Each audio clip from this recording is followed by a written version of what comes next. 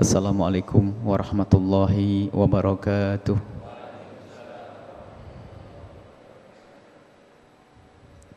Alhamdulillahilladzi yataqabbalu min ibadihi al-mukhlisin. Fa salatullahi wa salamuhu ala habibina wa syafi'ina wa maulana sayyidina Muhammad imamil mukhlisin wa ala alihi al-mutahharin wa ashabihi at-tayyibin wattabi'ina lahum bi ihsanin ila yaumiddin. Allahumma ya rabbana rzuqna al-ikhlas fil a'mal wa taqabbal minna salihaha wa'fu anna ya rabbana 'anis sayyiati. Allahumma ya rabbana wa ya ghafiradh dhunubi ighfiridh dhunub wa ya mufarrijal kurubi farrijil kurub wa ya satiral uyub isturil uyub ya 'allamal ghuyub. Allahumma ya rabbana hsyurna yaumal qiyamati ma'al habibil mahbub warzuqna ya rabbana taubata qablal maut wasyahadata 'indal maut wal jannata ba'dal maut. Amma ba'du. Yang kami cintai para perindu kemuliaan ahli itikaf, semoga Allah senantiasa memberikan kepada kita keistiqomahan seperti Allah memudahkan kita pada saat ini. Semoga di hari-hari depan, di saat-saat berikutnya, Allah juga memudahkan kita untuk bisa menghadap beribadah kepada Allah Subhanahu wa ta'ala. Dan harus kita syukuri nikmat seperti ini. Harus kita sadari bahwasanya ini adalah nikmat yang amat besar. Kemudahan yang diberikan oleh Allah kepada kita untuk kumpul di sini. Semuanya kalau kita tengok, kita lihat, kita perhatikan dari apa yang kita lakukan saat ini, kemuliaan yang luar biasa ini, sahamnya 100% dari Allah. Yang memberikan tenaga kepada kita Allah, yang memberikan kesempatan kepada kita Allah, yang memudahkan kita ke sini Allah. Dan sungguh kemuliaan, kebaikan semuanya kembali kepada Allah. Maka syukuri ini semua dari Allah. Allah yang memilih Anda untuk di tempat ini. Dan coba Anda pikirkan saat ini juga, Anda renungi saat ini juga, alangkah banyaknya hamba Allah yang tidak diberi kesempatan oleh Allah untuk menikmati ibadah seperti ini. Ada di antara mereka yang justru saat ini lelap terbuai dalam kemaksiatannya. Ada yang terlelap dalam tidurnya. Ada yang melek matanya tapi tidak berbuat baik, juga tidak melakukan kemaksiatan. Akan tapi ketahuilah, itu adalah hamba-hamba yang belum dipilih oleh Allah Subhanahu wa ta'ala. Akan tapi kita saat ini diberi oleh Allah keinginan mulai dari tadi, sehingga kita pun mengambil baju kita, mengambil kendaraan kita, kita melangkahkan kaki ke sini. Ketahuilah itu Allah yang pilih, dan Allah pun yang memberikan kemauan kepada kita. Ini yang selalu kami ulang-ulang agar kita sadar bahwasanya ini nikmat. Sebab karunia itu tidak akan bisa disyukuri kecuali seseorang itu menyadari kalau itu karunia. Dan orang semakin gede syukurnya kalau orang bisa menggedekan nikmat. Segede apapun nikmat, jika tidak kita sadari, maka kita pun tidak akan bisa bersyukur. Dan kalau Allah memberikan kita dunia seisinya, ketahuilah jika dibanding kehadiran kita di malam ini, tidak ada apa-apanya dunia seisinya. Maka bersyukurlah atas nikmat ini, kita bisa hadir di tempat ini. Yang pertama. Yang kedua adalah yang kami ingin ulas kembali dari yang sudah kita lewati sebagai evaluasi, karena kita separuh, insya Allah tinggal separuh lagi di 10 akhir bulan Ramadan, harus ada semester ini. Kita ingin tengok ke belakang. Tadi yang kita baca doa-doa, perbanyaklah doa itu, Allah asyhadu an la ilaha illallah sampai akhir, untuk mengamalkan hadis Nabi SAW. Kalau kita berada di bulan Ramadan, aktsiru min arba'i khisalin, perbanyaklah dengan 4 hal. Khaslatani turduna bihima rabbakum, 2 hal yang menjadikan Allah ridha. Wa khaslatani lahina lakum anhuma, dan 2 hal yang engkau sangat butuh kepadanya. Dua hal yang menjadikan Allah ridha itu adalah syahadatu alla ilaha illallah. Yang pertamanya bersyahadat. Yang kedua, tastaghfirunahu, engkau minta ampun kepada Allah. Dan dua hal yang engkau sangat butuh kepadanya adalah tas'alunal jannata, engkau minta surga, wa ta'uduna billahi minan nar, minta perlindungan dari api neraka. Itulah yang dibaca oleh para ulama dengan asyhadu an la ilaha illallah, nastaghfirullah, nas'alukal jannata wa na'udzubika minan nar. Perbanyak dalam setiap diam. Jadikan itu sela-sela antara Anda membaca surat ke surat, atau antara rokaat dengan rokaat, antara salam dengan salam kan. Setelah dua salam bacalah doa ini, setelah dua salam baca doa ini, atau setelah surat selesai Anda membaca doa ini.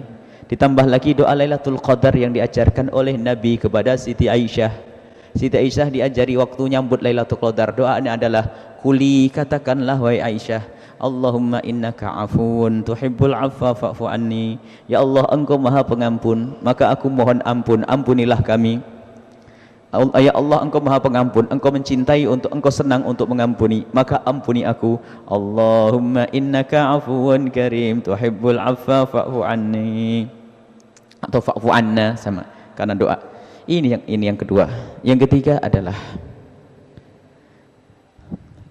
masih ingat pengajian berikutnya, yang ketiga adalah masalah wilayah tobat.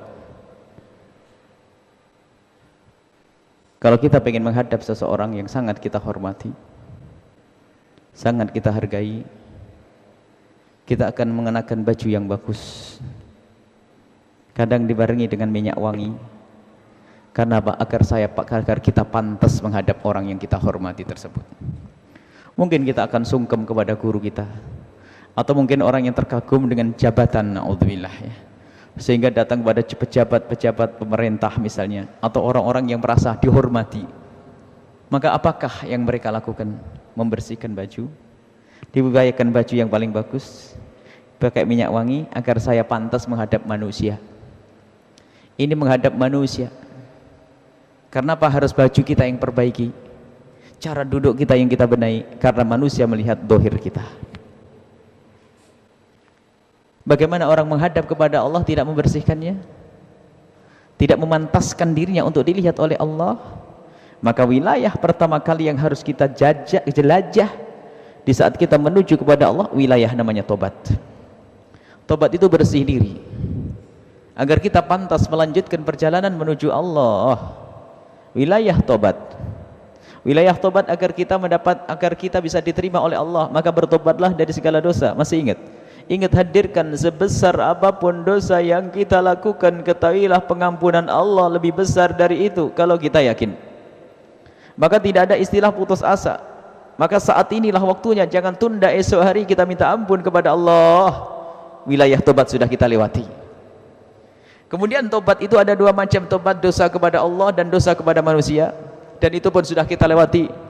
Sebab kalau kita sudah tidak dosa dengan Allah, lalu dosa kepada manusia pun menjadi Allah murka. Zalim kepada saudara, zalim kepada ibu, zalim kepada bapak, zalim kepada anak, itu juga menghambat perjalanan kita menuju Allah Subhanahu wa taala. Dan itu pun kita bahas satu persatu. Kita sudah sampaikan yang pertama, bagaimana urusan kita dengan orang tua. Masih ingat? Sudah berubah belum kita dengan orang tua kita? Tanda ilmu manfaat adalah ada perubahan pada diri kita. Jangan hanya memperbanyak sujud rukukmu saja, ketahuilah orang banyak amal dan ibadahnya pun tidak diterima oleh Allah jika dia durhaka sama orang tuanya. Bagaimana orang tuamu harus engkau utamakan lebih dari dirimu sendiri, harus lebih engkau utamakan dari dirimu. Orang tuamu, bagaimana cara berbicaramu? Sudahkah engkau lirihkan suaramu? Dan sudahkah engkau biasakan di saat orang tuamu berbicara, engkau mendekatkan telinga? Yang dikatakan itu sungguh kebaikan yang luar biasa, lebih hebat dari pahalanya orang jihad di jalan Allah. Cukup mendekatkan telinga di saat ibunda berbicara, dikatakan lebih bagus daripada menegakkan pedang di jalan Allah. Ibunya berbicara, bapaknya berbicara, lalu dia mendekat, gini, ada apa Umi? Agar dia tidak mengangkat suara, itu sudah pahalanya gede. Belum lagi di saat berbicara ia mencoba mendekatkan mulutnya ke telinga orang tuanya agar tidak membentak orang tuanya, itu pun pahalanya gede. Dan sudahkah hal-hal yang sepele ini kita lakukan? Itu sudah berlalu kisahnya pada pertemuan yang lalu. Tinggal kita bertanya, evaluasi, sudah praktek atau kita hanya jadi pendengar saja? Seperti komputer bisa nyimpen ilmu tapi tidak bermanfaat untuk dirinya. Bagaimana kita dengan ibu bapak kita? Sudahkah kita sambung silaturahmi dengan ibu kita? Sudahkah kita menyenangkan ibu kita? Coba tengok kembali. Anda tidak akan bisa melanjutkan perjalanan menuju Allah kalau ini belum dibenahi. Itu orang yang paling baik denganmu, yang sudah besar jasanya untukmu. Allah. Begitu mudahnya ilmu untuk dihafal. Begitu mudahnya ilmu untuk dihafal dengan otaknya dan difahami dengan pikiran kita, akan tapi begitu mudahnya mengamalkannya. Kadang ada namanya hawa nafsu. Bagaimana dirimu dengan orang tuamu di hari-hari yang lalu ini? Setelah mendengar pengajian di tempat ini, adakah perubahan atau belum? Kalau belum ada, mintalah kepada Allah, ya Allah, kenapa ilmuku kok tidak manfaat, ya Allah? Kalau ternyata 4 hari ini belum ada perubahan dengan ibu bapakmu, saat ini pun Anda harus menangis, ya Allah, kenapa aku dengar hanya dengan otakku saja? Kenapa hatiku belum bisa menghayatinya, ya Allah? Adukan malam ini kepada Allah yang belum bisa baik kepada orang tuanya. Jangan ditunda esok hari belum tentu untuk Anda, mumpung masih ada orang tuamu. Yang orang tuanya tidak ada, sudah kita ajarkan bagaimana kemarin cara berbakti pada orang tua yang sudah tidak ada. Kemudian setelah itu kita menengok urusan kita dengan saudara-saudari kita, bagaimana orang yang sedarah dengan kita, di masa kecilnya kita akrab dengan dia, bagaimana hari ini yang rebutan waris segera beresin. Kau tidak akan bisa masuk surga dengan 100 umrohmu kalau kau punya urusan dengan saudaramu. Perhatikan ini. Dan sudahkah ilmu kita amalkan di rumah kita, dengan adik kita tegur sapa. Jangan mentantang yang lebih tua, selalu harus menuntut adiknya datang. Datanglah wahai yang lebih tua, karena mendatangi saudara lebih gede daripada yang didatangi pahalanya. Sudahkah kita merubah urusan kita dengan adik kita? Ingat, jika engkau bersedekah ke tempat yang jauh tapi adikmu terlantar, tidak diterima oleh Allah. Sudahkah kita mengamalkan itu semuanya? Nggak cukup kita mendengar saja, ternyata harus ada evaluasi ini. Jangan-jangan kita waktu ujian terakhir ini nol, pinter waktu belajar, tapi di saat diuji untuk dibuktikan belum ada urusan dengan orang tua, urusan dengan saudara. Dan pertemuan terakhir kita kemarin berbicara tentang urusan dengan anak-anak kita. Kalau urusan dengan saudara tadi, Masya Allah, macam-macam sebabnya. Gara-gara pernikahan jauh sama adik dan kakaknya, gara-gara pernikahan ternyata juga jauh dari orang tuanya ada. Rebutan waris pun sampai hari ini pun terjadi, Masya Allah. Dan awas, ingat, rebutan waris itu tanda yang paling besar kalau ini sudah tidak punya hati, tidak punya iman. Karena saudaranya dimusuhi, saudaranya diambil hartanya, dan sebusuk-busuk manusia adalah yang berebut waris. Dan kita harus ingat bahwasanya orang berebut waris bukan saja orang kaya, orang melarat pun biasanya rebutan barang sepele, yang penting masuk neraka. Dan bukan saja orang bodoh, orang alim, anaknya kiai 2 pun rebutan kantin pondok. Masih ingat atau tidak? Semuanya harus koreksi diri, tidak usah ngoreksi orang lain. Ilmu yang kita dengar adalah ilmu untuk kita sendiri, bukan untuk nilai si A, si B, si C. Sekarang aku bagaimana dengan ibu bapakku, bagaimana aku dengan saudara-saudaraku.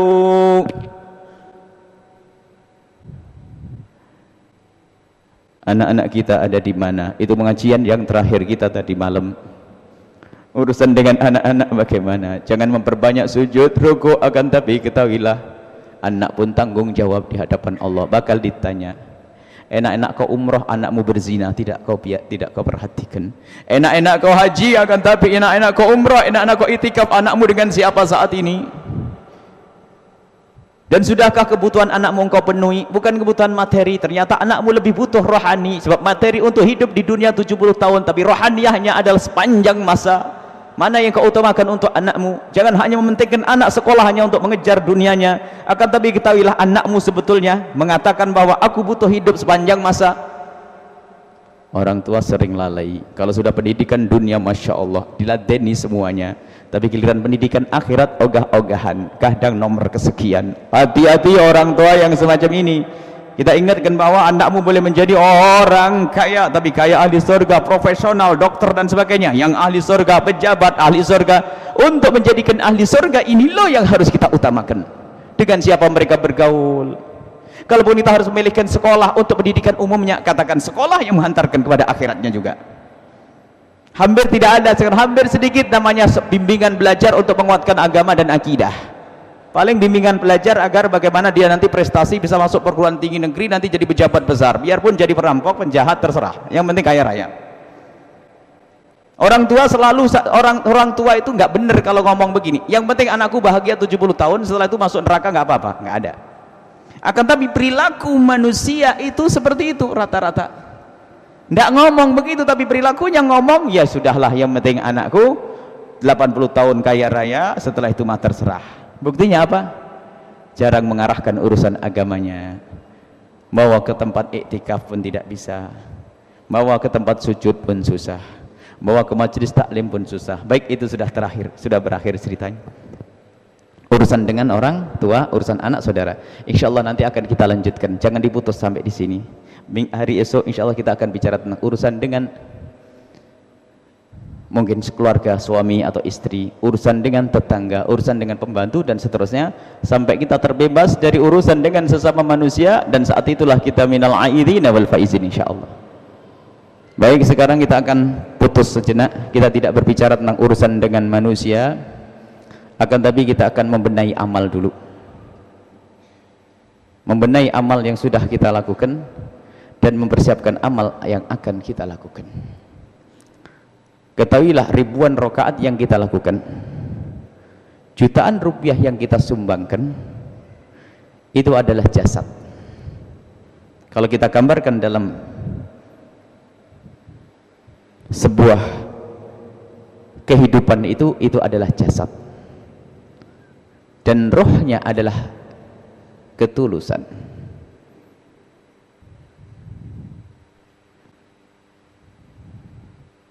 Ruhnya adalah ketulusan. Seseorang mengirim hadiah kambing kepada seseorang, tapi kambingnya bangkai, kira-kira tersinggung atau tidak? Jadi amal yang kita lakukan, yang kita bisa melihat, rasakan, ini adalah jasad. Ruhnya adalah ketulusan. Innamal a'malu binniyat, sesungguhnya amal perbuatan manusia itu tergantung apa yang ada di hatinya. Menjadi gedenya sebuah amal itu karena hatinya, dan menjadi tidak dinilai oleh Allah amal yang gede itu pun karena hatinya. Ikhlas, dan ikhlas luar biasa. Ini yang harus kita hadirkan malam ini untuk koreksi. Barangkali pada pertemuan yang lalu kita belum masuk dunia ikhlas. Semoga amal yang sudah kita lakukan akan diterima berkat yang akan kita dengar pada malam hari ini. Ikhlas. Ada penyakit penghancur ikhlas. Ikhlas itu riya. Penghancur ikhlas adalah riya.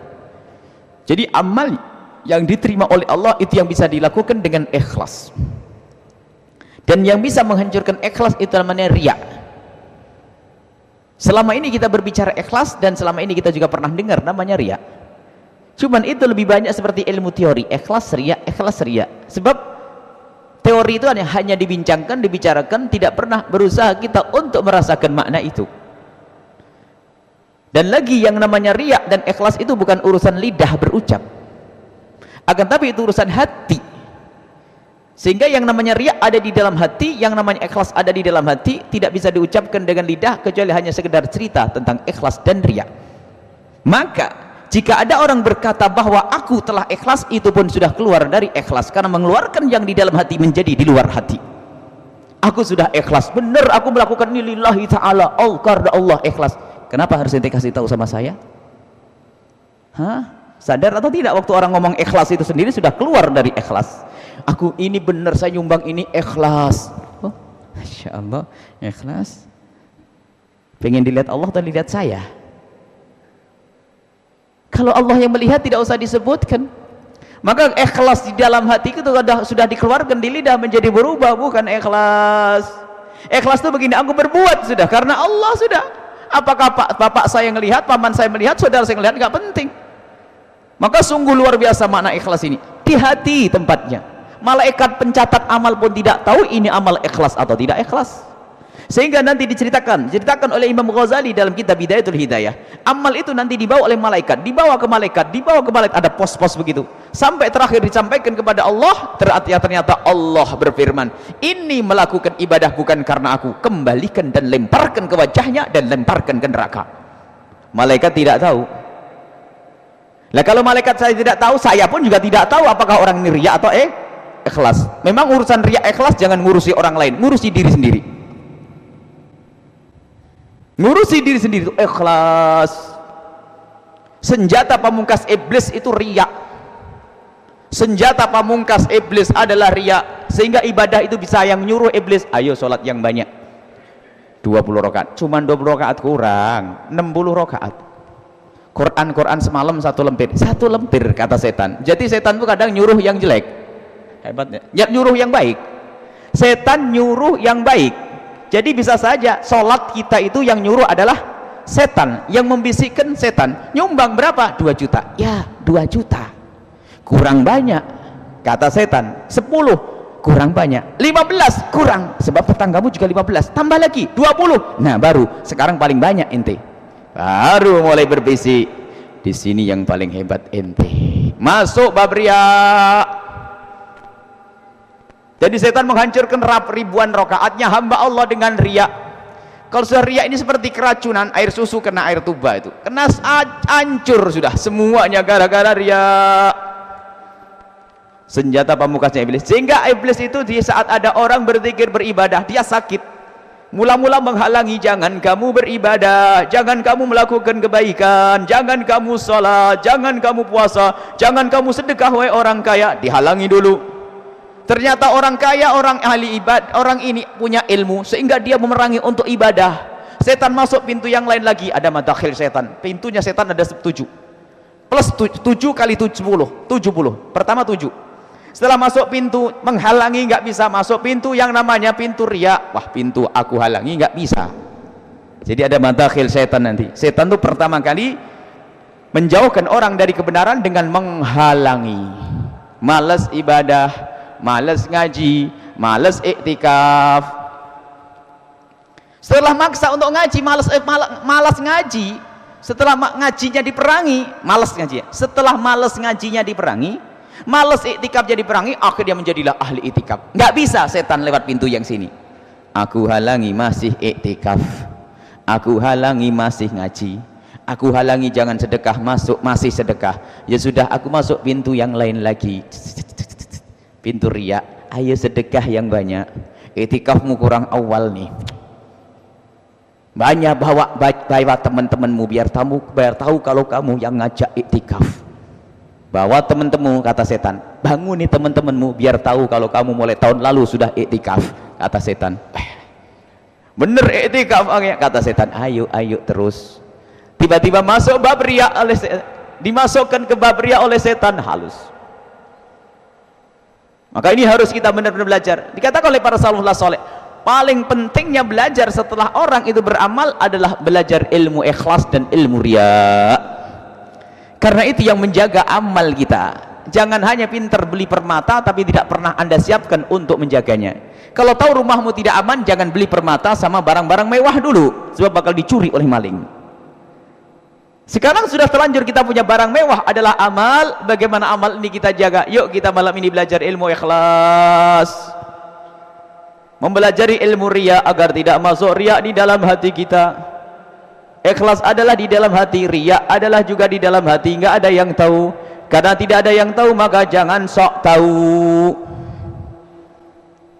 Maka jangan katakan orang lain riya, dan jangan katakan aku telah ikhlas. Tidak boleh menunjuk seperti itu. Kalau pengen menunjuk dibalik, kalau menunjuk orang lain katakan semoga dia ikhlas. Tapi kalau ke diri sendiri jangan berkata aku ikhlas, tapi katakan mungkin aku riya. Orang lebih enak mengatakan si Arya, riya, amal apa tuh riya? Kalau kamu alhamdulillah saya ikhlas, kebalik. Riya itu begini, riya itu begini nunjuknya, riya ke sini, kalau ikhlas ke sana. Kalau ada orang sholat kelihatan orang, doakan, insya Allah dia ikhlas. Ada orang sedekah ratusan juta, diumumkan, semoga ikhlas. Gitu. Jangan suudzon kepada orang yang berbuat baik. Kalau kepada diri katakan mungkin ada riya, aku senang si sanjung kali.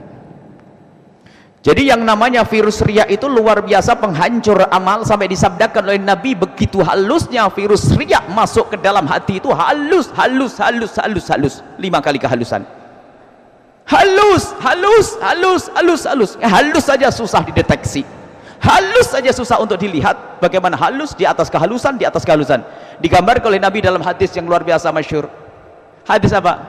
Yang namanya riya itu masuk ke dalam hati. Akhfa lebih lembut min dabibin namlati, dari langkah kaki semut hitam, ala sakhratis samma, di atas batu hitam, filailatil dzulma, di dalam kegelapan malam, ya 7 kali lipat kehalusan. Langkah, bukan kakinya, langkah kaki semut hitam di atas batu hitam di dalam kegelapan malam. Allah, ya Rasulullah, sehalus itukah riya? Ya, kadang orang masuk riya tidak sadar. Kenapa dia ngantuk di pagi hari itu? Rupanya ngantuk yang dibuat-buat, nggak ada yang tahu. Kenapa dibuat-buat ngantuk? Biar tahu kalau tadi malam saya tahajudan dan iktikaf sampai pagi. Oh gitu ceritanya. Begitu halusnya dia.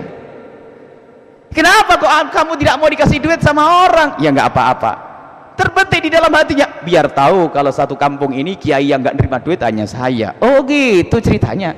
Rupanya tidak nerima duit pun belum tentu ikhlas orang kiai yang nggak nerima duit. Seorang kiai nggak mau dibayar waktu ngaji belum tentu ikhlas, sebab urusannya bukan itu. Bisa saja dia pengen disebut ahli ikhlas. Oh, jadi riak juga. Terus gimana? Sudahlah, jangan ngomong masalah itu. Sekarang koreksi diri sudah. Kalau ada kiai tidak mau dikasih duit, doakan semoga ikhlas. Kalau ada orang membayar uang, memberi sedekah lalu pengen diumumkan di masjid, jangan katakan itu riak. Doakan semoga dia ikhlas. Karena riak tidak ada yang tahu. Bagaimana malaikat saya tidak tahu kok kita sok tahu? Kita sering sok tahu. Ada orang bersedekah di masjid diumumkan, hari ini telah bersedekah si fulan, si fulan, si fulan, Masya Allah, Pak Haji ini hari ini. Kata Imam Ghazali, tidak boleh kita menuduh orang lain riak. Yang biasa menuduh orang lain riak, dia susah untuk tahu dirinya riak. Jangan menuduh orang lain riak, jangan nuduh orang lain riak, jangan nuduh orang lain riak, selesai. Mungkin ada orang yang datang ke masjid kita ini lalu berkata, aku akan nyumbang ke masjid, sambil berbisik kepada ketua DKM, tapi tolong 5 kali Jumat umumkan kalau saya nyumbang. Akhirnya diumumkan, Pak Haji Fulan telah nyumbang di masjid ini 10 juta setiap Jumat. Mohon diketahui wahai para jamaah, si Fulan telah nyumbang di masjid ini 10 juta. Yang kedua, Pak Fulan, pengumuman wahai para jamaah, si Fulan telah menyumbang masjid ini 10 juta. Apa kata jamaah? 10 juta aja pamer-pamerin. Riak. Nah, salah sudah, menuduh orang lain riak. Kita tidak boleh menuduh orang lain. Orang yang terlihat riak belum tentu riak, wahai kaum muslimin. Kenapa? Dia hanya menyumbangnya 1 miliar, cuman ngomong agar diumumkan berapa? 10 juta. Selebihnya di mana? Disembunyikan. Loh, oh gitu ceritanya. Makanya jangan suudzon sama orang. Itu riak, nyumbang begitu aja pamer-pamer. Bukan urusanmu, itu urusan Allah. Allah, luar biasa. Kita sering nilai orang, lupa dirinya. Jadi keikhlasan ini perlu dibangun terus. Ikhlas mahal, ya Allah. Jangan bertahun-tahun amal kita ternyata tidak diterima oleh Allah karena ada riak di hati kita. Halus, yang namanya riak masuk ke hati, halus dikatakan Nabi. Kadang-kadang kalau ada semut di hidung saja kita nggak tahu kapan datangnya, tiba-tiba ada semut kok. Ini langkahnya masuk ke hati Allah, tiba-tiba ada unsur riak di dalam hatinya. Perlu minta kepada Allah, ya Allah berikan kepada kami keikhlasan. Lah kalau sesuatu yang pelik kayak begini tidak kita pelajari, kira kita apa enggak ngumpul di hati kita riak. Lah kalau penyakit yang virusnya masuknya kayak begitu halusnya dan begitu bahayanya, lah kalau tidak kita terus obati bagaimana kita? Bisa saja lolos amal kita digerogoti oleh namanya riya. Alhamdulillah malam ini kita diingatkan oleh Allah untuk berbicara tentang ketulusan dan keikhlasan. Sampai digambarkan oleh Imam Ghazali rahimahullah ta'ala, rajulun yatruk babak, ada orang mengetuk pintumu. Setelah anda buka, saya lapar, tak duit. Cek tuh lagi, kurang ajar, minta duit mentak-mentak. Datang orang kedua, tok tok tok, Anda buka, punten mohon maaf Pak Haji, mohon maaf Pak Haji ganggu, saya terpaksa datang ke sini Pak Haji, mohon maaf. Ada apa Pak? Mohon maaf, ini anak saya sakit, saya butuh makan saat ini, mohon maaf. Jika ada uang sisa, ada uang receh, tolong berikan ke saya. Oh iya, makasih Pak Haji, semoga selamat masuk. Amin, amin insyaallah. Hati-hati Bu ya. Baik Pak ya. Kenapa yang pertama tidak dikasih? Kenapa yang kedua dikasih? Apakah yang pertama tidak butuh? Apakah Anda tahu yang pertama tidak butuh? Yang pertama itu butuh. Dia sampai kasar tuh karena buru-burunya dia tuh sampai lupa harus pakai adab. Dia itu saking buru-burunya anaknya nangis, yang ngetuknya pun sedikit kekasaran itu karena dia tuh kondisi fisik, kondisi psikologi, jiwa hatinya rusak, dok sampai lupa beradab. Yang kedua hanya berlemah lembut lalu kau kasih. Bagaimana dengan hatimu yang ngasih? Padahal yang pertama butuh, yang kedua butuh. Kenapa yang kedua kamu kasih, yang pertama tidak kasih? Karena yang kedua telah menyanjungmu, menghormatimu. Itu balasanmu, itu saja sebetulnya. Jadi engkau ngasih yang kedua itu karena apa? Oh dia telah baik, menyanjungku. Itu sudah tidak ikhlas kayak begitu tuh. Allahu Akbar. Allah. Jadi lebih gede pahalanya kita tuh kalau ngasih sama orang nggak pernah terima kasih. Waduh enak begitu ya. lebih gede pahalanya ngasih orang jarang terima kasih. Dan yang jarang berterima kasih pun bukan berarti tidak mendoakan, belum tentu itu. Sehingga adabnya para ulama itu jarang mengucapkan terima kasih di depan orang. Karena apa? Takut berubah jadi riya. Jangan-jangan dia ngasih kepadaku terima kasih saja. Allah mengajari bersyukur. Bersyukur tidak harus mengucapkan terima kasih di depannya, mungkin berdoa di balik layar. Ada sebagian ulama yang tidak pernah mengucapkan terima kasih, akan tapi di malam harinya selalu mendoakan, ya Allah yang telah berbuat baik, udah berikan begini. Kenapa kau tidak mau terima kasih? Takut dia datang kepadaku hanya pengen lihat senyumku dan terima kasihku. Allah. Begitu menjaganya para ulama itu. Kadang disanjung, masya Allah, ini Pak Haji yang paling dermawan di sini, masya Allah. Rusak, menghancurkan hatinya agar menjadi tukang riak. Kami tidak seperti ulama, barangkali kita perlu niru-niru begini. Jadi tidak ada orang menyumbang lalu diumumkan, si fulan nyumbang begini, nggak ada, takut merusak hatinya. Kalau memang Anda tulus sebagai seorang ustadz yang dibantu oleh orang, cukuplah doakan di tengah malam. Yang sungguh-sungguh, yang serius, doakan orang-orang yang membantu Anda, wahai para ustadz. Ucapan terima kasih pun hati-hati, jangan-jangan merusak hatinya, sehingga akan memberi kepada Anda hanya karena mencari imbalan. Terima kasih, pengen dekat jasad denganmu. Sebab kalau dekat denganmu wahai ustadz, nanti orang pun akan menganggap jadi orang baik. Jadi dekat sama ustadz pun belum tentu ikhlas, kan begitu? Sehingga memberi kepada ustadz, membantu kepada ustadz pun hanya pengen dibilang oleh orang-orang bahasanya dia dekat sama ustadz. Allah, masuk bab riak lagi, ini bagaimana ini? Lalu saya harus dekat sama ustadz ya? Ya dekat, akan tapi tolong dibenahi hati. Oh begitu. Jadi begitu peliknya masalah ini, harus kita selalu belajar. Sampai Imam Ghazali dalam kitab Ikhlas bab riya itu, dia membuat contoh yang banyak riya tersembunyi. Sampai kalau orang pengen belajar menghancurkan riya, itu adalah justru dengan kayak riya, bukan meninggalkan amal. Kalau Anda ingin memerangi riya bukan dengan amal, bukan benar meninggalkan amal. Kalau meninggalkan amal itu hakikat riya. Misalnya, waduh kalau saya sedekah nanti ketahuan orang, riak, mending nggak usah sedekah. Oh jangan begitu, sedekah di depan orang, jebret. Berapa? 5 juta, sudah ketahuan orang. 5 juta, awas, 5 juta ketahuan orang. Gara-gara ketahuan orang tak denda diriku sendiri. 10 juta saya masukkan ke kotak. Gak ada orang tah? Nah, biar 5 jutanya ketahuan sama orang, kita selamatkan 5 juta dengan kita sisipkan serupa atau lebih dari itu agar aman. Pengennya sih tadi 5 juta nggak ketahuan orang, cuman karena terlanjur masuk kan ketahuan orang. Lah karena terlanjur ketahuan gimana nih? Agar amal saya selamat, ambil dengan kita bersedekah lebih banyak lagi. Allah, subhanallah. Semoga kita yang bisa mengamalkan ilmu ini, khususnya yang berbicara. Allah, amal kita sebanyak ini yang diterimanya ini, yang di ikhlas ini. Amal sama belum tentu pahalanya sama. Yang menjadikan gede keikhlasan. Sama sholat 2 rakaat beda. Sampai dalam hadis sahih namanya hadis bitokoh, kisah hadis bitokoh itu hadis tentang bitokoh. Yusahu bi rajulin yaumal qiyamati ala ru'usin nasi. Nanti ada di akhirat, nanti ada orang itu dipanggil oleh Allah di depan makhluk. Ada orang nanti amalnya dipamerkan depan makhluk.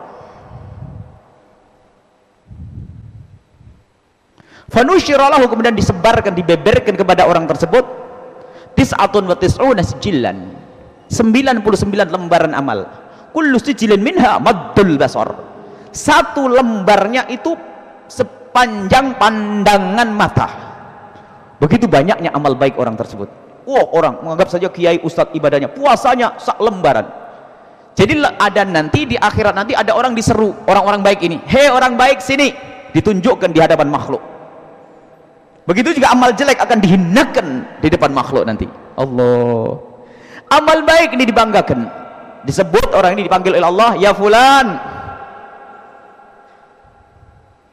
Adzalamaka katabati wa hafid akabatati al-hafidun. Adzalamaka katabati al-hafidun. Ini amalmu semuanya wahai hambaku, apakah telah zalim kepadaku pencatat amal? Maksudnya Allah bertanya, hei hambaku, nih amalmu banyak tuh, lihat 99 lembar amal, setiap selembar amalnya seluas pandangan mata. Wah, amal apa ini? Dijawab, la ya Rabb. Enggak ya Rabb. Atungkiru syai'an minha, apakah engkau ada yang bertanya, masih ada yang tersembunyi? La ya Rabb, enggak.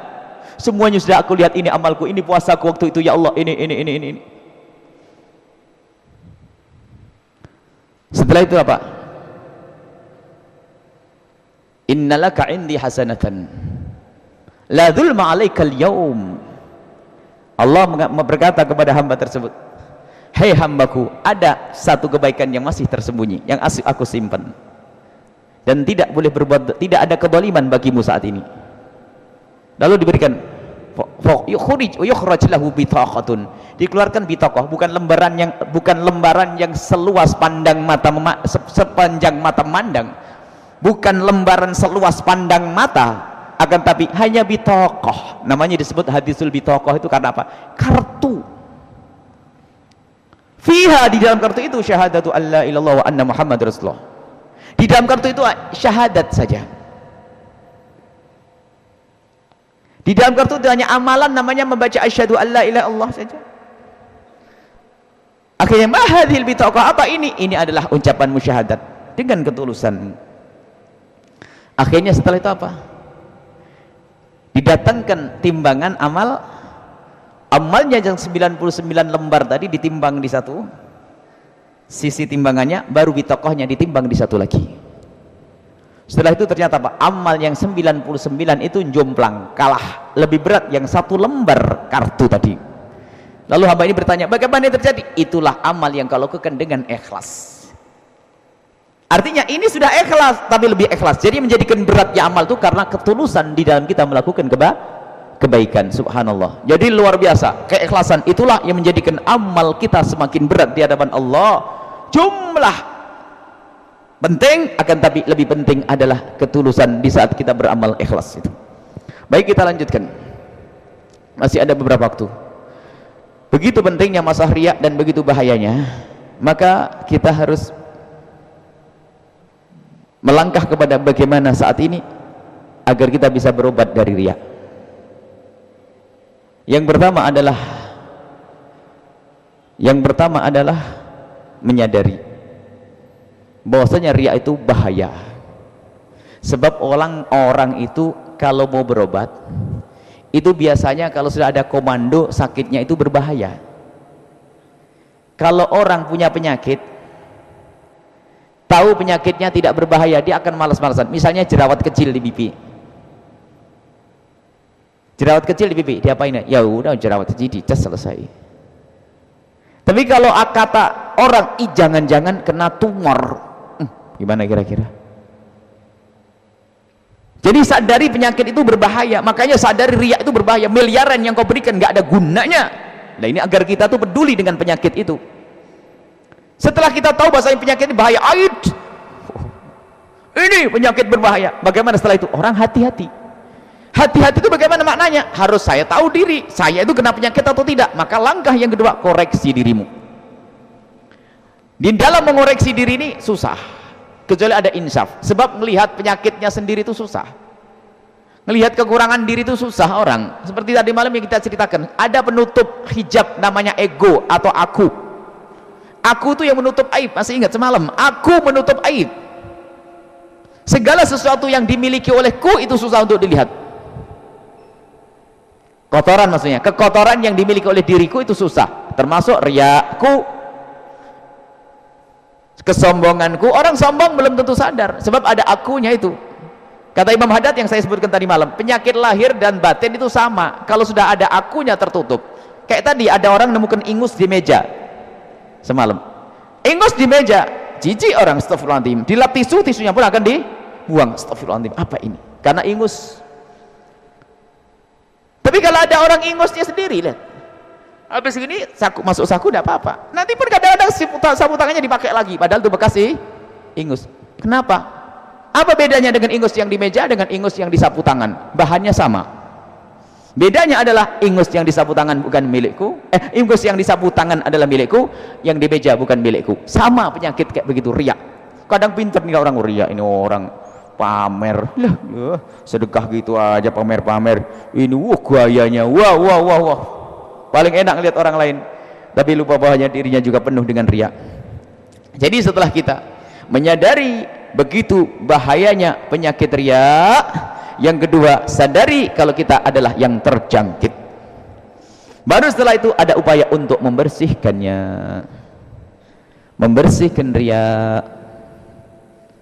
Dan membersihkan riya tadi dicontohkan, membersihkan riya adalah kadang dengan amal. Jadi membersihkan riya bukan meninggalkan amal. Kalau kita meninggalkan amal malah menyuburkan riya, artinya belum diperangi hawa nafsu kita. Itu tadi, sedekah di depan orang pun kalau kadang-kadang diperlukan, tapi untuk menyelamatkan hati kita barangkali yang disembunyikan harus lebih banyak daripada yang diterang-terangkan. Imam Ali bin Abi Thalib, menantunya Rasulullah, Imam Ahlil Masyariq wal Magharib disebutnya. Imam Ali bin Abi Thalib kalau punya uang dibagi 4. 1/4 disedekahkan di siang hari, 1/4 disedekahkan di malam hari, 1/4 disedekahkan terang-terangan, 1/4 disedekahkan sembunyi. Kenapa harus dibagi seperti itu? Karena pengen tahu mana, pengen ada yang diterima oleh Allah. Disedekahkan dengan terang di siang hari agar orang tahu bisa menjadi contoh, tapi takut setelah sedekah siang hari memberi contoh nggak bener ngasih contohnya, nggak punya amal, akhirnya sedekah di malam hari. Setelah sedekah siang hari ditumpangi sedekah di malam hari. Sebagian mengatakan bukan dibagi 4, setiap sedekah dijadikan 4. Setelah ternyandor sedekah 5 juta di siang hari, ia menambahkan 5 juta di malam hari. Setelah sedekah 5 juta di malam hari, ibaratnya Imam Ali begini, dia masih khawatir jangan-jangan tidak diterima oleh orang. Kalau begitu aku akan sedekah di depan orang untuk membuktikan kalau saya bisa ikhlas. Ternyata waktu sedekah di depan orang, khawatir kalau nanti ternyata juga masih ada unsur riya karena senang disanjung dan dilihat orang, maka sedekahlah beliau saat sembunyi. Jadi dicoba semuanya, mana yang akan diterima oleh Allah Subhanahu wa taala. Maka disanjung, alladzina yunfikuna alladzina yunfikuna amwalahum bil-laili wan-nahari sirran wa 'alaniyatan. Bil-laili wan-nahari sirran wa 'alaniyatan. Bil-laili malam hari, wan-nahari siang hari, sirran sembunyi, 'alaniyatan terang-terangan. Disanjung oleh Allah. Kita berusaha, terus kita perangi dengan seperti itu. Kalau anda termasuk orang yang senang riak di dalam bersolat, solat di depan orang, masjid kayak begini, solat berapa rakaat? 20 rakaat, 16 rakaat, alhamdulillah. Tapi nanti besok siang atau nanti malam sampai di rumah, ambil kamar yang sempit itu, kunci, hawa nafsuku, tadi kamu senang solat di depan orang 20 rakaat, 11 rakaat, 12 rakaat, 16 rakaat. Sekarang kamu harus lebih banyak solat di kamarku. Bisa atau belum? Bisa atau belum melakukan sholat sebanyak kita di sini, di rumah kita?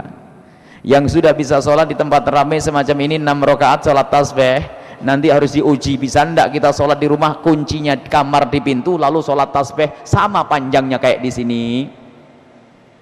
Kalau belum bisa, jangan-jangan kita itu hanya belum ikhlas bener. Cara memerangi, kata Imam Ghazali, tunjukkan amalmu lalu tumpangi amal yang tersembunyi, lakukan nanti waktu sendiri di rumah. Baik, itu. Kemudian setelah itu, dalam memerangi riya itu dengan cara semacam itu, diantaranya dengan cara berbuat amal yang terang-terangan untuk kemudian ditutup dengan amal sembunyi. Jadi tidak Anda beramal terang-terangan kecuali Anda lakukan dengan sembunyi. Kapan kali Anda beramal terang-terangan? Artinya amal terang-terangan ini muqaddimah, hendaknya kita beramal terang-terangan untuk menjadi contoh bagi orang lain. Memang sedekah paling bagus adalah sedekah sir yang tersembunyi, itu untuk menjaga keselamatan hati. Tapi sedekah yang tersembunyi itu akan selamat jika ada bandingannya dengan amal zahir. Jadi amal batin, amal tersembunyi itu untuk menyelamatkan amal lahir. Makanya jangan sembunyi-sembunyi tok. Sesaat kita bersedekah dilihat orang, itu untuk kemudian setelah itu kita perangi dengan sedekah di depan, disembunyikan. Masya Allah. Di antaranya yang diajarkan oleh Imam Ghazali rahimahullahu ta'ala. Intinya, karena waktu, begitu pentingnya pembahasan ini, ayo kita renungi. Yang penting kalimat ikhlas jangan keluar dari mulut Anda. Kadang berbuat baiknya kita itu hanya karena pengen dibaikin sama orang, sehingga mungkin begitu mudah mengatakan, saat butuh saja ke sini, giliran nggak butuh nggak datang ke sini. Lah, ini mah nggak ikhlas namanya. Ada seperti itu. Waduh, kalau lagi mau, masya Allah. Kalau lagi mau, masya Allah. Tapi giliran sudah nggak butuh. Loh, Anda itu berbuat pengen disanjung atau pengen diterima oleh Allah? Pengen disanjung atau pengen diterima oleh Allah? Kalau pengen disanjung manusia, dapat sanjungan. Asyaddun nasi adaban yaumal qiyamati, paling parahnya nanti siksa di akhirat ada 3 orang loh ya. Dan pertama kali bakal dihisap nanti di akhirat nanti 3 orang. Yang pertama orang jihad di jalan Allah, yang kedua adalah orang sedekah, yang kedua adalah ustadz, yang kedua adalah ustadz. Yang pertama orang jihad di jalan Allah, yang kedua ustadz Allah, yang ketiga adalah ahli infak. Wah, ini orang baik semuanya, kenapa di neraka? Iya, yang jago perang itu rupanya jago perang hanya agar disebut dirinya itu adalah pemberani. Engkau sudah disebut di dunia sebagai pahlawan, sana masuk neraka. Kau berjuang bukan karena aku. Yang ustadz menuntut ilmu hanya pengen dibilang kiai, alim, syekh, ustadz, dan kau nikmati itu semua dan kau sudah mendapatkan gelar di dunia, sana masuk neraka. Yang ketiga adalah orang yang mencari dunia kemudian jadi kaya, sedekah banyak, hanya ingin dibilang orang dermawan. Kau sudah disanjung di dunia, sana masuk neraka. Hadis riwayat Imam Muslim. Allah, semoga malam ini malam yang menyelamatkan. Karena kami yakin di tempat ini, subhanallah, bukan yakin sekedar yakin saya yakinnya, kami tahu ada beberapa orang yang telah bersedekah banyak yang kami ketahui, dan ada orang yang bersedekah banyak mungkin kami tidak tahu, dan mungkin juga ada orang yang belum bersedekah banyak. Mungkin ada orang yang sudah sholatnya banyak, dan mungkin ada yang belum sholatnya banyak. Intinya malam ini, yuk kita benahi amal kita agar menjadi amal yang diterima oleh Allah subhanahu wa ta'ala. Jadi ingat, untuk memerangi riya, kuncinya adalah sadari bahwasanya penyakit riya itu membahayakan. Yang kedua, sadari kalau Anda saat ini terjangkit. Kemudian setelah itu memohon kepada Allah subhanahu wa ta'ala, ya Allah jauhkan saya dari riya, dari riya. Terus kita memohon kepada Allah agar dihindarkan dari penyakit itu. Kemudian yang terakhir, yang tersisa, dan ini sangat penting, ajari orang lain untuk ikhlas. Khususnya kami himbau kepada panitia yang sering berjuang di jalan Allah, pembangunan masjid, pesantren, dan lain sebagainya. Kalau Anda membutuhkan dana dari orang lain, niat Anda yang benar. Sebab kalau Anda punya niat nggak benar, nggak ada gunanya amal Anda. Niat benar bagaimana? Jika Anda harus mengajak orang lain, ikut bergabung dalam perjuangan Anda, tolong pertama kali yang harus Anda hadirkan bagaimana Anda bisa membawa mereka kepada keikhlasan. Kalau mereka bersedekah dengan ikhlas, namanya ngajari orang lain ikhlas. Gimana ngajari orang lain ikhlas? Anda panitia masjid, pesantren anggap saja. Pesantren paling enak karena Al-Bahjah ada panitianya, biar langsung aja. Anda panitia masjid, madrasah, ajari orang yang bersedekah kepada Anda itu agar bisa ikhlas. Caranya apa? Ambillah harta mereka dengan cara yang paling bagus, dan jangan merasa terbebani, akan tapi mereka dengan sukarela, kesenangan hati. Ini mohon diambil akhlak ini, dan itu akhlaknya para sahabat Nabi dan Rasulullah sendiri. Rasulullah tidak pernah berkata kepada si fulan, hei fulan, kamu bisa ngasih berapa ini? Itu main tembak. Orang bisa saja memberi karena malu, sudah ditunjuk depan orang, orang saya kaya, masa saya tidak nyumbang. Ini pengkhianat, ini sang ustadz ngajari jor-joran. Bahkan kadang muncul perkataan begini, sudahlah yang penting banyak, ikhlas enggak ikhlas mah terserah. Loh, kok begitu? Ya Ustadz, Anda mengajak orang bersedekah itu ingin ngajak dia masuk surga, atau ngajak ngedekin kesombongan Anda biar pondoknya cepat gede ya Ustadz? Sebab ada, jangan sampai kita menjadi Ustadz teriak hanya pengen gedekan bangunan, pokoknya dapat duit terserah, ente ikhlas mah enggak ikhlas mah urusan ente. Oh enggak begitu ya Ustadz. Kita ingin orang yang nyumbang ke tempat kita itu juga ahli surga, maka ambil hatinya dengan kelembutan. Nabi tidak pernah berkata, begini, kamu beri ini, saya akan dakwah belikan tiket, nggak ada begitu. Akan tapi Nabi menghimbau, yang ingin beramal baik ini loh, yang ingin beramal baik ini loh, hei para wanita, banyak wanita di dalam neraka, maka ittaqun nar wala bisyikki tamratin, takutlah kepada Allah biarpun hanya sepotong kurma yang kau sedekahkan, neraka pedih dan bagaimana, tersentuh, habis duitnya dikasihkan untuk Rasulullah. Bukan menunjuk kamu nyumbang sini ya, kamu nyumbang sini ya, Masya Allah. Jadi ternyata di dalam kita mengambil pun harus akhlak, harus adab, tata krama, sehingga orang itu di saat memberikan karena sukarela, itu ikhlas, bukan karena nggak enak. Waduh, bukan karena nggak enak, waduh sudah datangi begini lagi proposalnya begini, nggak enak ngasih. Kalau sudah ngasih tidak ikhlas, itu susah untuk ngasih yang kedua.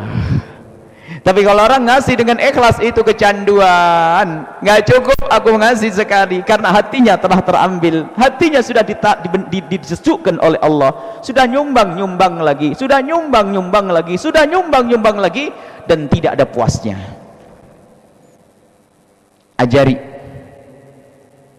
Kadang pakai tulisan tertulis, kadang-kadang dirubah. Padahal nyumbangnya 150 dikedekan menjadi 500. Kenapa? Untuk disampaikan ke teman. Pak Haji, nyumbang Pak Haji. Aduh gimana ya, anak saya mau kuliah. Alah Pak Haji, tetangga saja melarat bisa ngasih 500.000, kok Pak Haji gak bisa? Wah, ini Ustadz ngajak jor-joran ini. Ustadz ngerusak hati nih. Jadi ternyata di saat mengambil pun dengan akhlak adab. Jangan mengambil hartanya orang dengan cara mempermalukannya, itu lebih kejam daripada pedang. Al-akhdhu bil haya'i akhdhu bis saif. Dikatakan bahwa ngambil sesuatu dengan membikin malu karena pangkatnya, karena ustadz ngambil duit. Semangat ya. Iya. Ini seperti ngerampok. Ngerampok dengan makom, dengan ngerampok dengan kebesaran. Jadi orang itu ngasihnya karena enggak itu kayak rampok gitu. Keji itu, kejam. Makanya wahai para panitia pembangunan dimanapun Anda berada, Anda itu mengajak orang bersedekah karena mengajak orang masuk surga, bukan untuk menggedekan masjid Anda, tapi ngajak orang masuk surga. Makanya kami selalu menghimbau pada jamaah, tolong jamaah doakan pondok. Doanya jangan semoga pondok punya tambang emas, enggak, saya enggak pengen punya tambang emas. Doakan pondok, pesantren, semoga banyak pembela-pembela di jalan Allah, pejuang-pejuang di jalan Allah, dermawan-dermawan yang datang ke pondok berbondong-bondong. Berarti nanti temannya di surga ini teman-teman calon ahli surga. Lah kalau pondok punya tambang emas, siapa yang mau nyumbang? Jadi kita tidak pernah ngajari doa semoga ketemu ada 6 kilo batu emas, enggak pernah doa begitu. Tapi kita berdoa, ya Allah, kirimkan orang-orang ikhlas ke tempat ini ya Allah. Insya Allah yang datang nanti ikhlas ahli surga. berbanyak ya Allah orang-orang bisa berjuang di pondok ya Allah, berjuang ya Allah. Itu doa, bukan tambang emas. Nabi mau ditawari gunung Uhud dikasih emas nggak mau, tapi di saat si fulan datang dengan hartanya, Allah mungkin gara-gara ini saya masuk surga. Orang datang kepada beliau, memberikan hartanya, Nabi senang. Ulama pun begitu, kalau ada orang bersedekah hartanya senang. Orang ini bersedekah dengan hartanya mungkin karena dengar omongan saya, maka orang ini masuk surga dengan hartanya, dan dia pun nanti akan memanggil saya, Pak Kiai masuk surga sini sama saya. Kiai yang ditarik sama orang kaya. Allah, loh kenapa kok kamu narik saya wahai orang kaya? Saya sadar gara-gara Kiai ceramah. Ya Allah, saya selamat gara-gara orang kaya yang bersedekah itu. Enak bener.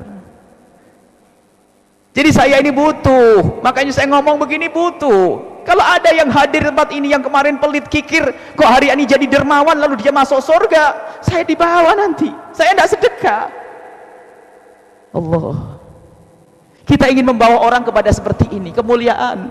Bukan hanya gedekan pondok, wah jangan-jangan gedenya pondok madrasah hanya menyombongkan hatinya sang ustadz. Oh siapa dulu nih? Oh, itu yang dihisap pertama dan masuk neraka paling dalam. Naudzubillah. Semoga Allah menjaga ustadz-ustadz kita semua, dan semoga Allah menjaga kita semuanya. Jadi tolong, jika Anda ingin membawa orang, bawalah kepada surga.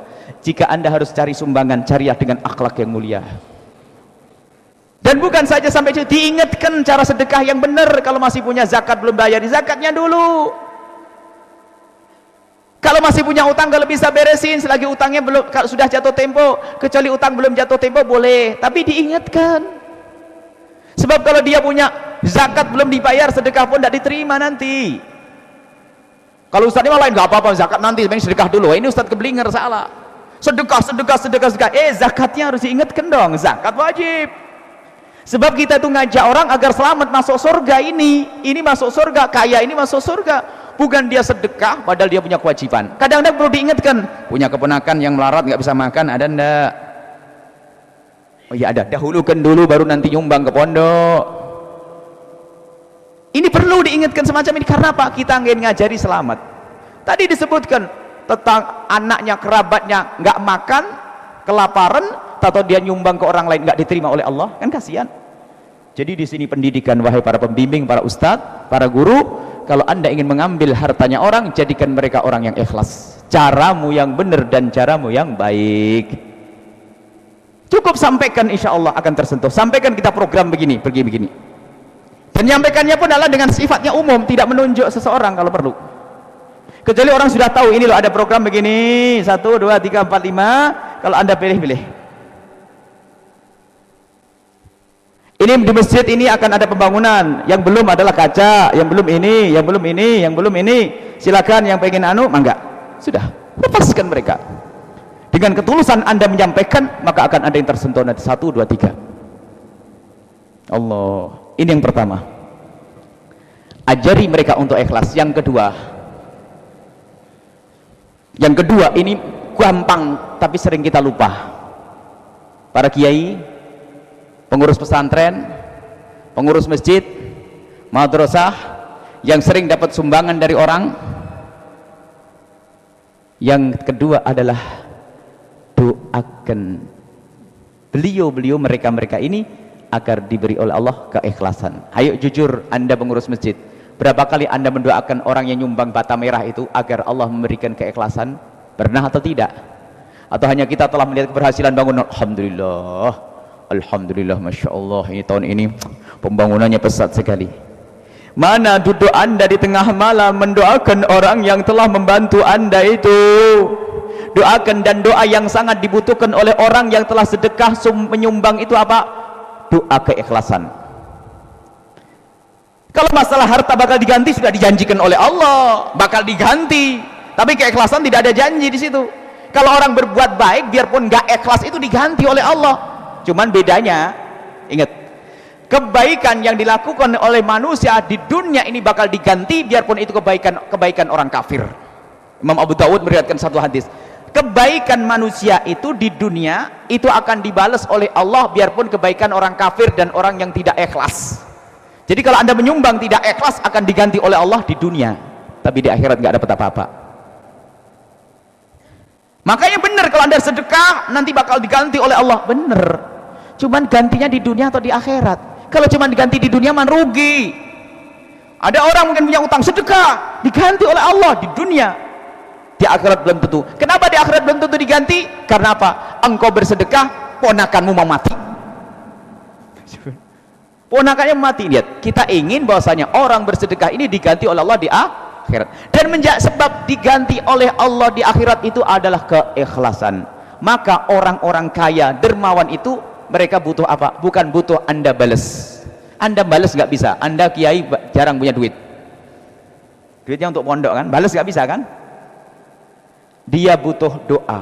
Orang-orang dermawan itu butuh doa. Maka wajib bagi panitia masjid dan yang lainnya mendoakan. Kalaupun Anda bukan panitia masjid, kok Anda melihat, Masya Allah, Anda melihat orang bersedekah, Anda belum bisa bersedekah, Anda melihat orang bersedekah, Anda melarat, Anda melihat orang kaya bersedekah, panjatkan doa, ya Allah, itu orang kaya sangat dermawan, ya Allah, berikan keikhlasan, doakan dia.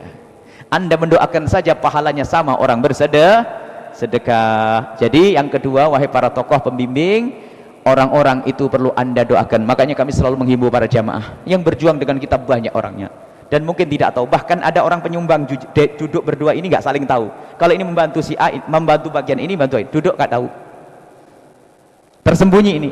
Akan tapi mereka berjuang di jalan Allah, maka biasakan untuk mendoakan. Maka kami selalu memohon, ayo tolong doakan orang yang berjuang di masjid ini, di pondok itu, yang berjuang itu banyak ratusan orang. Mereka tidak butuh balasan dan tidak butuh sanjungan, tapi mereka butuh doa. Sungguh tidak rela jika mereka telah menyumbang, biarpun bata merah satu bata yang ditempelkan. Kita tidak ingin kalau mereka masuk neraka. Kita ingin bahwasanya mereka yang telah berjuang di tempat kita itu adalah ahli surga. Maka mohon kami, doakan mereka semuanya. Yang menyumbang masjid ini, doakan mereka. Yang berjuang dengan tenaganya, dengan pikirannya itu sama dengan bersedekah, karena punyanya tenaga bisa lebih gede dari bersedekah yang miliaran. Doakan yang berjuang dengan tenaganya, semoga diterima oleh Allah. Jadi kita harus paham, yang paling dibutuhkan oleh orang yang telah berbuat baik adalah keikhlasan. Maka permohonan yang sangat mereka butuhkan adalah semoga Allah memberikan keikhlasan. Nanti insya Allah didoakan ya, kita doakan, lintaskan, mohon setiap malam sisihkan kalimat begini saja, yang berjuang dengan kami, termasuk dengan para ulama-ulama, semoga Allah berikan keikhlasan. Kemudian ada satu lagi saya lupa, hei para kiai, para ustadz, tugasmu itu membawa orang untuk ikhlas. Misalnya ini orang kaya, Anda melihat orang kaya, bagaimana Anda menjadikan orang kaya ini ahli dermawan, kemudian ikhlas. Adapun kepada siapa memberikan, Anda jangan peduli. Yang menjadi masalah biasanya harus ke saya, itu saya yang rusak. Jadi kita pengen alumni malam ini adalah jago sedekah, biarpun tidak ke Al-Bahjah. Yang khawatir itu malah berbicara begini harus ke saya, berarti saya ngedekin aku lagi. Jadi intinya Anda keluar, barangkali musola di samping rumah Anda perlu bangun tuh, pakai mesin bangun tuh. Intinya bagaimana kita keluar dari tempat ini, keluar dari kekikiran, kemudian setelah itu bagaimana kita bisa ikhlas. Adapun masalah kecenderungan itu malah lain, karena itu guru saya atau saudara saya, itu masalah lain. Tapi tetap yang perlu dijaga adalah ikhlas. Jadi perlu didoakan. Ini saja yang paling penting, perlu didoakan. Kemudian Nabi sendiri juga memberikan contoh. Sebab orang itu kadang-kadang tidak mengerti apa yang harus saya lakukan. Ada prioritas. Nabi mengajari prioritas amal. Amal yang hendaknya kau lakukan begini-begini. Kami tekankan bahwa tolong perhatikan kewajiban Anda. Zakat, hutang-hutang yang jatuh tempo, kalau belum jatuh tempo boleh tidak, tolong diutamakan kewajiban ini, jangan lupa. Yang kedua adalah setelah kewajiban Anda penuhi, tolong orang-orang dekat dengan Anda, kerabat, sanak saudara, pembantu dan seterusnya, tolong perhatikan dengan harta Anda. Jangan urus pondok dulu, ntar dulu. Baru setelah itu Anda berpikir bagaimana saya membantu pesantren dan masjid dan seterusnya. Setelah sanak saudara Anda sudah Anda penuhi. Untuk bantuan-bantuan, tentu bantuan-bantuan secukupnya. Misalnya kalau saudara sehari butuhnya 10.000, ya kasih 10.000, jangan 1 miliar. Bisa dibagi yang lainnya. Artinya jangan sampai Anda nyumbang ke tempat lain, ternyata ada ponakan Anda yang tidak bisa berobat. Penuhi dulu, baru nanti kita menyumbang ke tempat-tempat yang baik. Kemudian sisi lain Nabi pernah mencontohkan, hari ini mau jihad, Siapa yang menyumbang, semua mengeluarkan ontanya ini. Maka kami pun hadirkan juga ini di samping pesanan untuk informasikan, masjid ini terus ada program berkembang, program-program agama.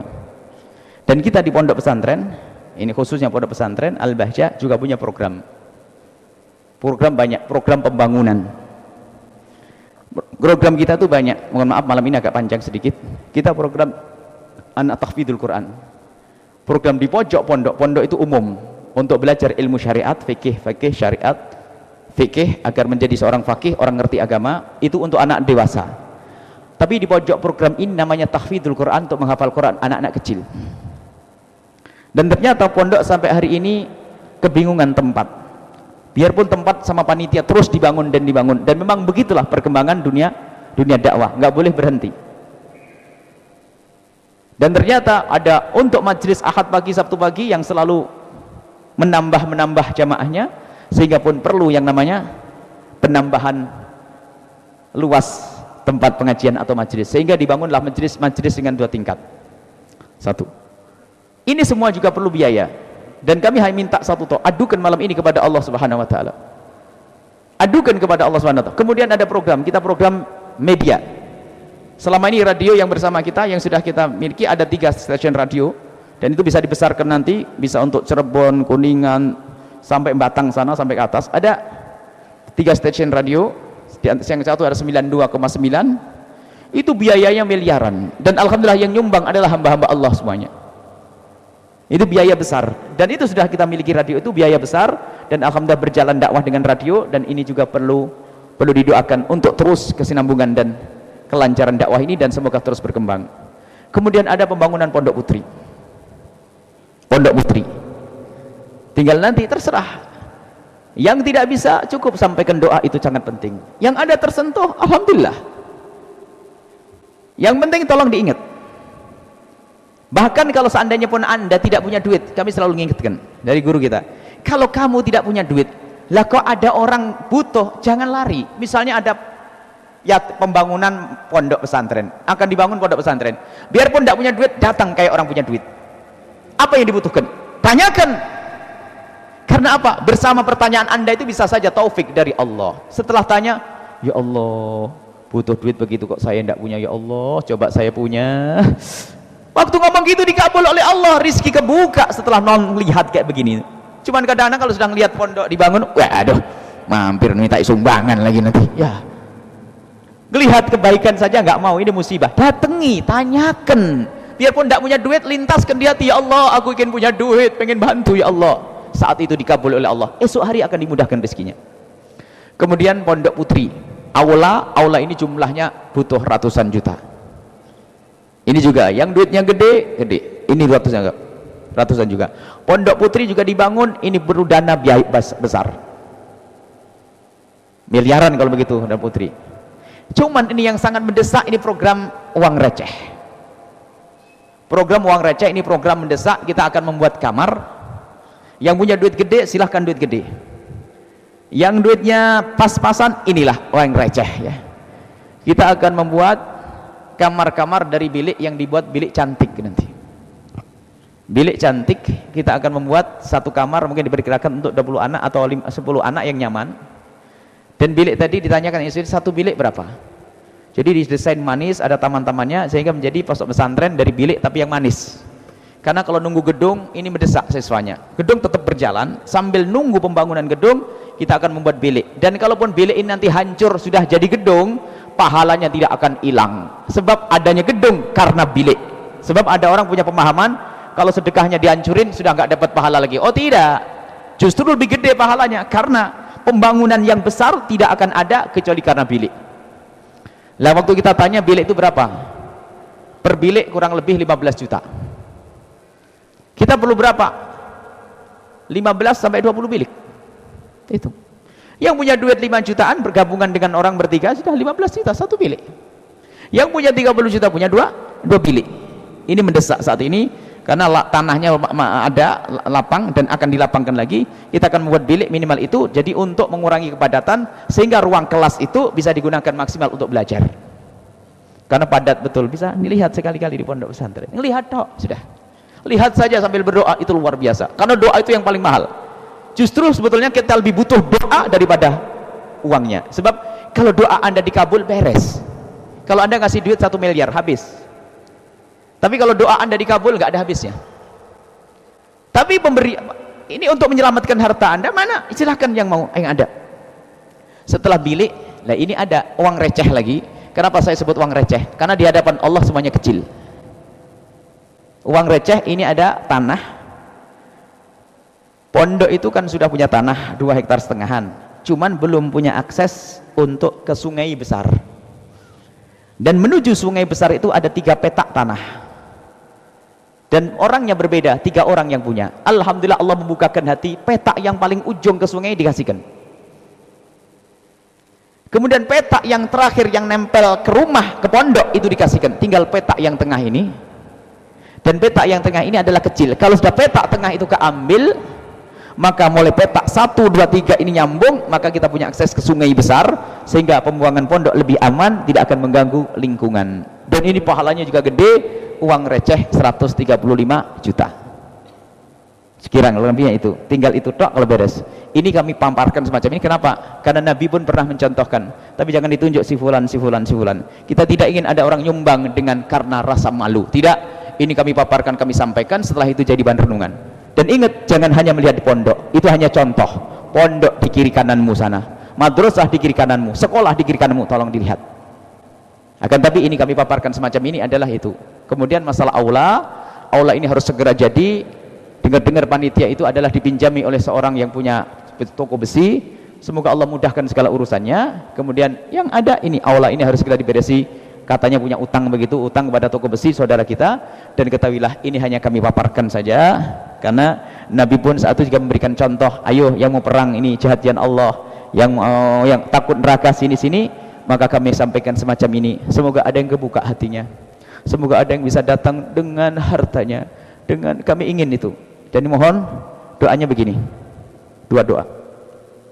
Tolong hadirkan nanti setiap doa. Ya Allah, kirimkan ke tempat pesantren ini Al-Bahjah, dan selain Al-Bahjah tentunya, khususnya saat ini kami mohon didoakan, ya Allah kirimkan ke pesantren orang ikhlas dan ahli surga. Yang gak ikhlas jangan. Ya Allah kirimkan ke pesantren Al-Bahjah orang-orang ikhlas dan ahli surga. Maka siapapun yang datang insya Allah sudah sesuai dengan doa Anda ini. 1, kirimkan ya Allah ke Al-Bahjah orang-orang ikhlas dan ahli surga. Itu yang kita inginkan, sehingga orang yang nyumbang di situ ahli surga semua. Nggak ingin kita orang nyumbang masuk neraka, nggak rela. Ya Allah kirimkan orang-orang ahli surga. 1. Yang kedua tambahkan, ya Allah jadikanlah aku orang itu ya Allah. Allah, yang sempit rezekinya akan dilapangkan, yang rezekinya sudah banyak akan masya Allah nikmat. Doa ya Allah kirimkan ke tempat itu orang-orang ikhlas. 1. Yang kedua, ya Allah jadikanlah aku orang itu ya Allah. Terus ulang-ulang doa ini yang menjadikan hati kita hidup, insya Allah kita selamat semuanya.